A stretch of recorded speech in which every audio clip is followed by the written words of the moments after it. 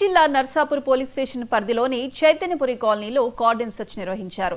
Toopran DSP Narender Goud ఆధ్వర్యంలో సరైన పత్రాలు లేని బైక్లు, ఆటోలను స్వాధీనం చేసుకున్నారు. ఈ సందర్భంగా డీఎస్పీ మాట్లాడుతూ కొత్త వ్యక్తులకు ఎలాంటి సమాచారం లేకుండా అద్దెకు ఇళ్లు, వాహనాలు ఇవ్వొద్దని సూచించారు. అలాగే గంజాయి, మత్తు పదార్థాలు విక్రయించే వారిపై పోలీసులకు సమాచారం ఇవ్వాలని కోరారు. గుర్తు తెలియని వ్యక్తుల వాహనాలను తమ ఇళ్ల దగ్గర ఉంచుకోవద్దని డీఎస్పీ సూచించారు. దీని ఉద్దేశం ఏంటంటే ఏదో మిమ్మల్ని భయపెట్టడం కాదు. ఎవరు భయపెట్టాలి? మేము దొంగల్ని, ఎవరైతే నేరం చేసినట్టు వానికి భయం రావాలని. మీ జోలికి ఎవరైతే మంచిగా ఇక్కడ కాలనీలో ఎవరైతే ఉంటున్నారో ఇబ్బందులు లేకుండా మీకు ఇబ్బందులు, మిమ్మల్ని ఇబ్బంది పెట్టేటోళ్ళను ఇబ్బంది పెట్టడానికి మేము చేస్తున్నాం.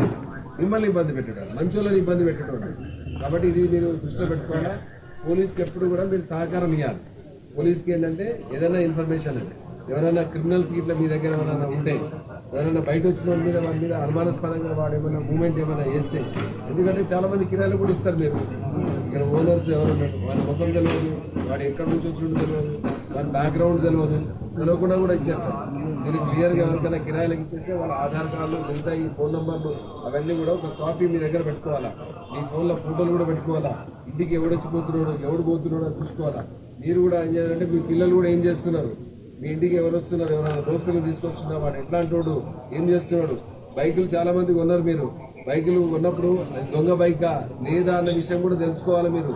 సార్ ఇప్పుడు ఏదైనా బైక్ కొంటున్నాం, వాడు ఇంటికాడ పెట్టిపోతున్నాడు, ఒక దోస్తు వచ్చి పెట్టిపోయాడు ఇప్పటిదాకా, మా ఇంటికాడ పెట్టిపోయాడంట. వాడు ఏం చేసి వచ్చిండో మీకు తెలియదు. ఇంటికాడ పెట్టిపోతే పొద్దుగాల మంచి అవుతుంది, చెడ్డ అవుతుంది. ఎవరు బాధ్యులవుతాడు? మీరే బాధ్యులు అయిపోతారు. అందుకోసము మీకు చెప్తున్నాం ఏంటంటే ఎటువంటి